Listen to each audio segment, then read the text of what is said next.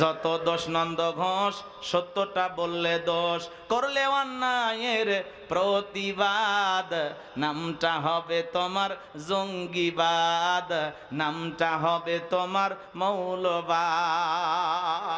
এই জঙ্গির নাটক করে একজন তো ক্ষমতা হারাইছে, তো এই মিথ্যা মামলা হামলা দেবেন না। আলেমরা কখনো জঙ্গি হতে পারে না, কথা বলেন ঠিক কি না? এই জন্য রাজাকারের ট্যাগ লাগাবেন না, মৌলবাদ বলবেন না, জঙ্গিবাদ বলবেন না। এদেশের কোনো ওলামা ইকরাম জঙ্গি হতে পারে না। এই মিথ্যা ট্যাগ লাগায়া মামলা হামলা দিয়ে আবারও যদি নতুন করে জুলুম সরা করা হয়, বাংলাদেশের মানুষ এমন দাঁত ভাঙা জবাব দেবে, বাংলাদেশের ভূখণ্ডের 1 ইঞ্চি মাটিতেও জায়গা পাবে না, কথা বলেন ঠিক কি না?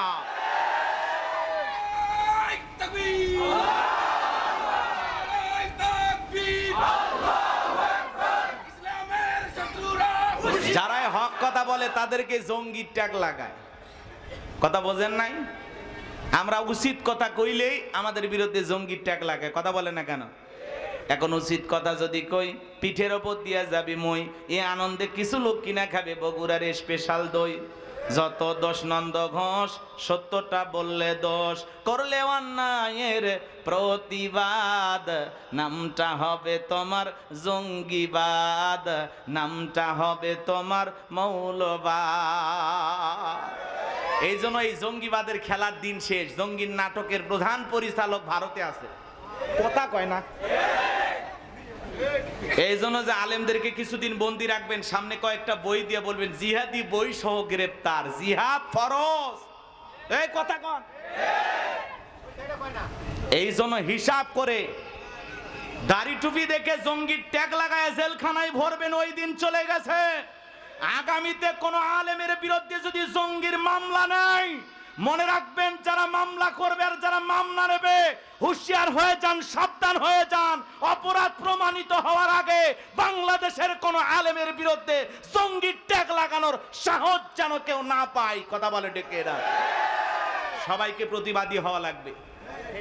জঙ্গির ট্যাগ লাগায় ধরবেন, নির্যাতন করবেন, আয়রা ঘরে বন্দি করবেন, মিথ্যা মামলা হামলা দেবেন, এই দিন চলে গেছে, কথা বলেন ঠিক কি না?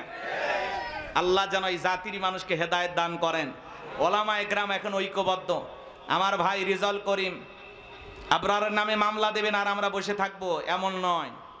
যে মিথ্যা মামলা করেছেন অতি দ্রুত তাকে মামলা থেকে এই মামলাটা বাতিল ঘোষণা করা হোক, কথা বলেন ঠিক কি না? কিসের জঙ্গি পাইলেন কই? কে কি কোন জায়গায় বম মারছে? হ্যাঁ আছে আছে বাংলাদেশে কোনো মিসাইল আছে? কলার থোর বানায় যুবকেরা ট্যাগ লাগায়া কই এটাই নাকি মিসাইল? এদের তো নাই কিছু, আছে নাই, কলার থোর এটাই নাকি মিসাইল? তাই সেই দেশের মানুষকে আপনারা জঙ্গি লাগানো, হুজুরেরা জঙ্গি হইল কবে? হ্যাঁ কি পাইছেন এগুলো? এই জন্য আমরা বলতেছি সেই জঙ্গির পরিচালকেরা দেশে নাই, খামাকা নতুন করে জঙ্গি আবিষ্কার করবেন না, ভালো হয়ে যান। এই মামলা অতি দ্রুত বাতিল ঘোষণা করা হোক, কথা বলেন ঠিক কি না? আগে দেখেন, তদন্ত করেন, তারপরে তো মামলা নেবেন। একটু কোরআনের হক কথা বলে, ভারতের বিরুদ্ধে কথা বলে, সহ্য হয় না। রয়ের দালালি করতে যায় জঙ্গির ট্যাগ লাগায় আলেমদের বিরুদ্ধে মামলা দেবেন, অত সহজ হবে না, কথা বলে ঠিক কি না? আমরা গুম হতে রাজি আছি, নির্যাতন জুলুম সহ্য করতে রাজি আছি, কিন্তু কোনো জালেমের কাছে মাথা নত করতে রাজি নাই, কথা বলেন ঠিক কি না? সম্মানিত ভাইয়েরা আমার, দিল দিয়া কথাগুলো বোঝার চেষ্টা করবেন বাজান। আমি গুনাহগার যে কথা বলতে চাচ্ছিলাম, আপনারা কি কষ্ট পাচ্ছেন আমার কথায়? মন খারাপ করতেছেন বাজান? কথা ভুলে গেলে চলবে না, আমি কি কথা বলতেছিলাম মনে রাখবেন। এইবার আবু জেহেল সাঙ্গ পাঙ্গ ক্যাডার মাস্তান সঙ্গে নিয়ে ওমায়ের বাড়িতে হাজির হয়ে গেল। বেলালকে ডাইকে বলে, বেলাল এই দিগায় এসব কি শুনছে? বেলাল তুমি নাকি কালেমা পড়ে মুসলমান হয়েছ?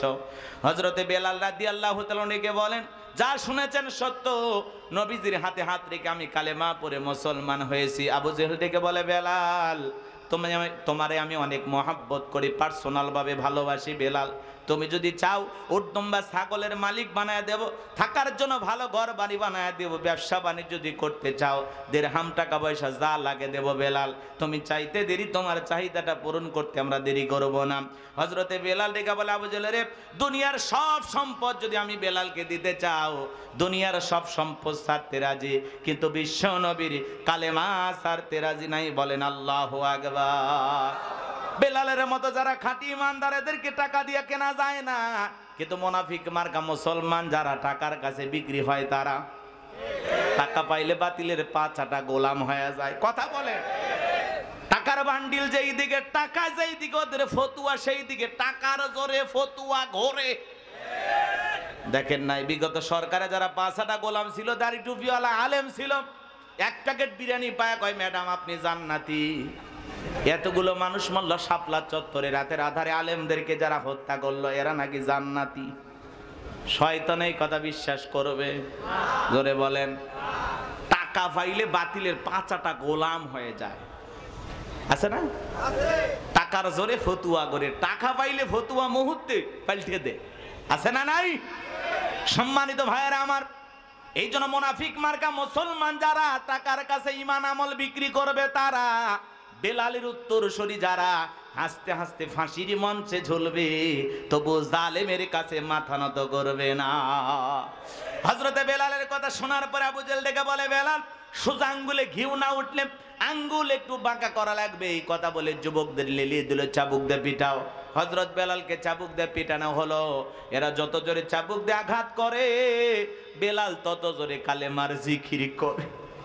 চাবুক দিয়ে পিটাইতে পিটাইতে কালো চামড়া গুলো ফেটে রক্ত ঝরা শুরু হয়ে গেল। আবু জেহেল ডেকে বলে, বেলাল, মারতে মারতে চামড়া ফেটে রক্ত ঝরা শুরু হয়ে গেল, এরপরে কি নবী মুহাম্মাদের কালেমা ত্যাগ করবি না? হযরতে বেলাল ডেকে বলে, আবু জেহেল রে, মারতে মারতে যদি মেরেও ফেলে দাও, জীবনটা দিতে রাজি, নবীজির কালেমা ছাড়তে রাজি নাই। বলে, যুবকের দল, বেলালের পায়ে রশি লাগাও। হযরতে বেলালের পায়ে রশি লাগানো হলো, উঠের পায়ের সঙ্গে বাঁধা হলো। উত্তপ্ত মরুভূমির গরম বালিতে ছেঁচড়াইয়া ছেঁচড়াই নিয়ে ঘোরা গেল। বাবলা গাছের কাঁটাগুলো জিব্বার ভিতরে পেরেকের মতো মারা গেল। আরবের বালিগুলো এত গরম বাজান, চাল দিলে মুড়ি হয়ে যায়, এত উত্তপ্ত গরম বালি ছিল।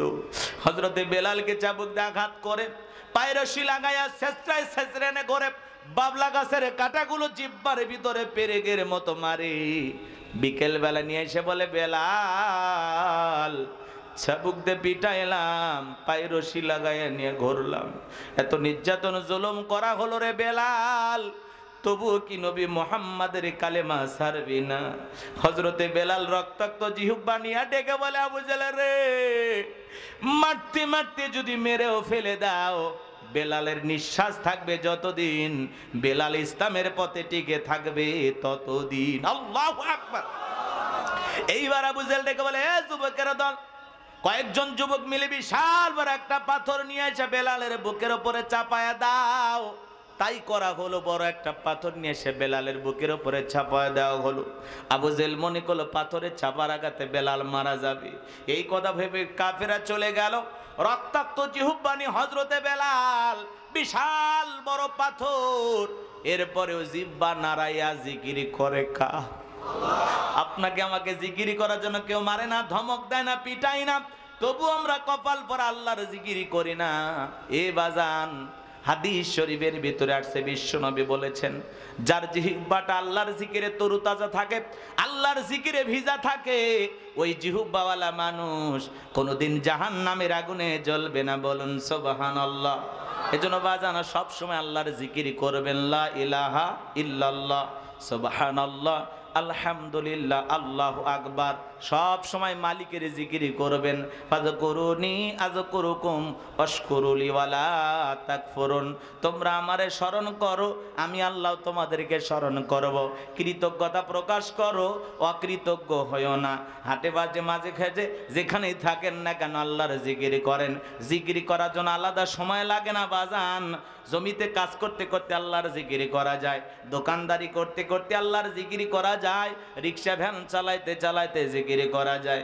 মনের মধ্যে যদি আল্লাহর প্রেম মহাব্বত ভালোবাসা থাকে, যতটা সময় আপনি জাগ্রত থাকবেন ততটা সময় যেন জিহ্বাটা নড়ে।